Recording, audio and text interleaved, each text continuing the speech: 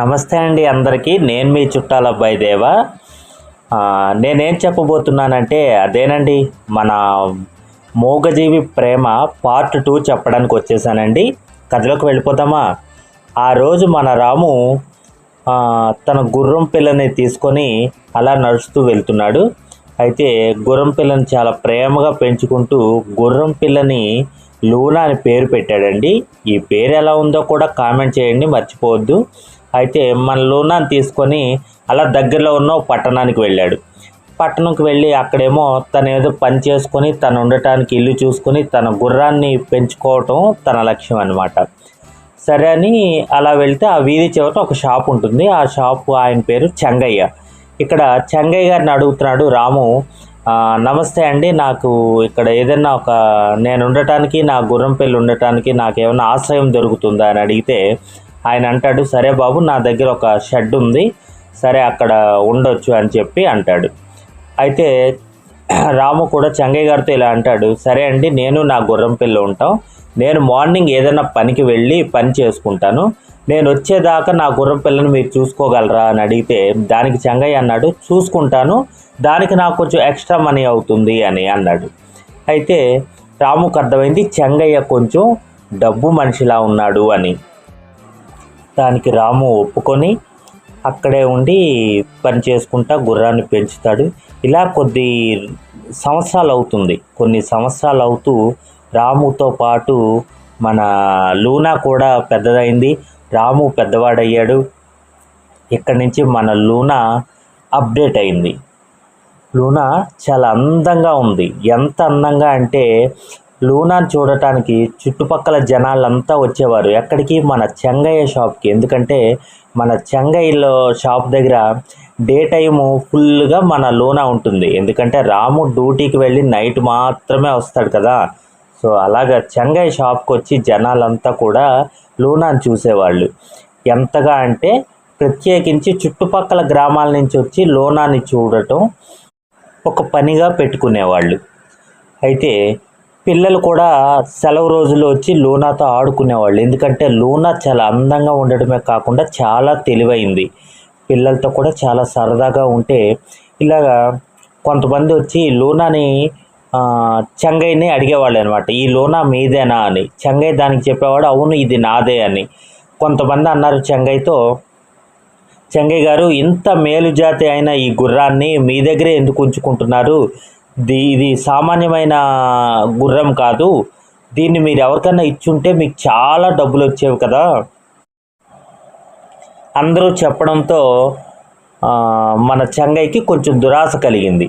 ఈ మేలుజాతి గుర్రాన్ని నేను ఎవరికొకళ్ళకి అమ్ముతాను, నాకు ఎక్కువ డబ్బు వస్తుంది అని దురాచన కలిగింది. మనసులో ఉన్న ఈ దుష్టాలోచనని ఆచరణలో పెట్టాలని నిర్ణయించుకున్నాడు. ఎలాగన్నా ఈ గుర్రాన్ని అమ్మాలి అని చెప్పేసని, రాము దగ్గర నుంచి కాజేయాలి అని చెప్పేసని అనుకుంటూ ఉన్నాడు.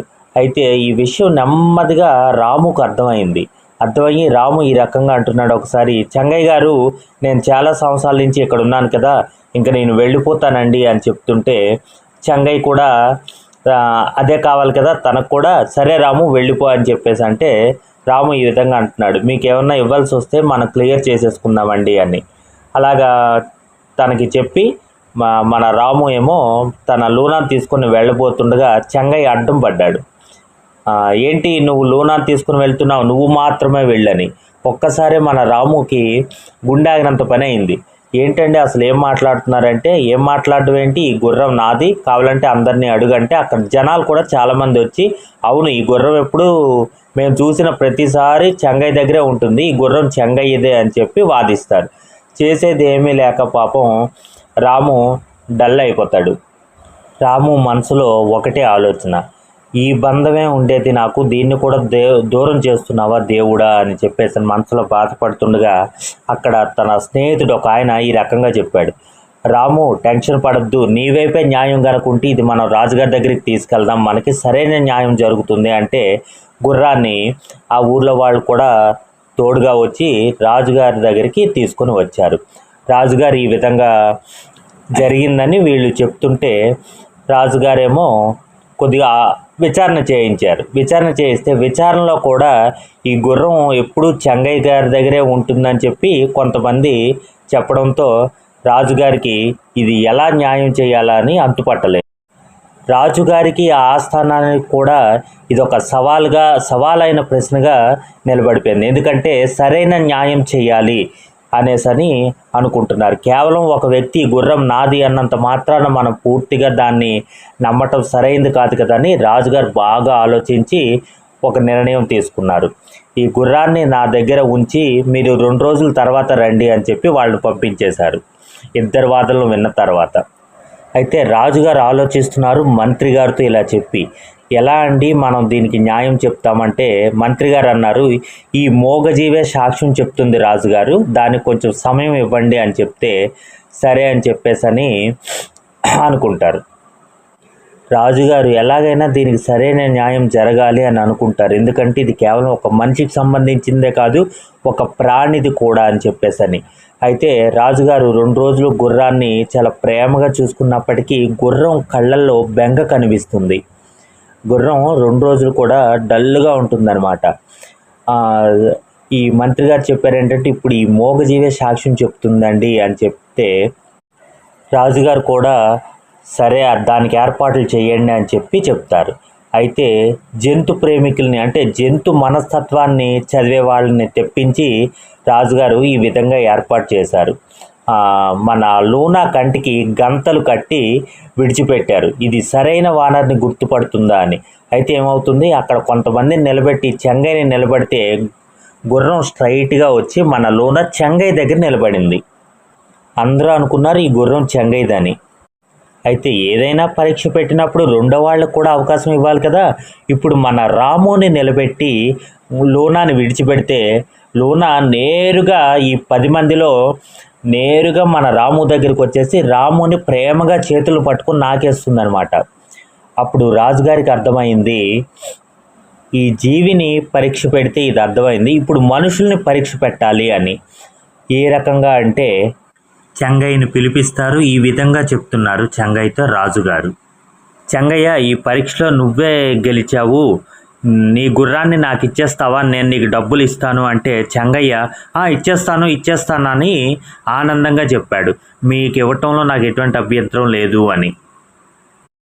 రాజుగారు చెంగయ్యని కొద్దిసేపు పక్కన కూర్చోబెట్టి రాముని పిలుస్తారు. రాముతో ఈ విధంగా చెప్తున్నారు, రాము నాకు అర్థమైంది ఈ గుర్రం నీది అని, దీన్ని నీకు ఎంత డబ్బులు కావాలంటే అంత డబ్బులు ఇస్తాను, నాకు గుర్రాన్ని ఇచ్చేస్తావా అని. రాము ససేమ్రా నేను ఇవ్వనండి అని చెప్పి అంటున్నారు. రాజుగారు కోపంతో ఇలా అంటున్నారు, ఏంటి రాజు ఆజ్ఞకే నువ్వు తిరస్కరిస్తున్నావా, అలా అయితే నీకు ఉరిశిక్ష పడుతుంది అని చెప్తే రాము అంటున్నాడు, నన్ను ఉరిశిక్ష అయినా తీయండి కానీ నేను దీనికి ఒప్పుకోను అని, నా లూనా లేకుండా నేను ఉండను అని చెప్పేసని అంటున్నాడు, నన్ను ఉరిశిక్షే తీయండి ఇంకా అనేసని. రాజుగారికి క్లియర్గా అర్థమైంది రాము చాలా నీతిగా నిజాయితీగా ఉన్నాడని. వెంటనే చెంగయ్యని పిలిపించి రాజుగారు ఈ విధంగా మందలించారు, నువ్వు చేసింది చాలా తప్పు అనేసని. ఎందుకంటే రాము తనకిస్తానన్న డబ్బుతో కాకుండా తన గుర్రమే కావాలని అన్నాడు, నువ్వేమో డబ్బునే కోరుకున్నావు, ఇప్పుడు మాకు అర్థమైంది ఇది ఎవరిదో అనేసని. ఆనందంగా రాము తన గుర్రాన్ని తీసుకొని బయటికి వచ్చాడు. రాజుగారు సరైన తీర్పు ఇచ్చారని చెప్పి అందరూ కూడా రాజుగారిని కూడా మెచ్చుకున్నారు.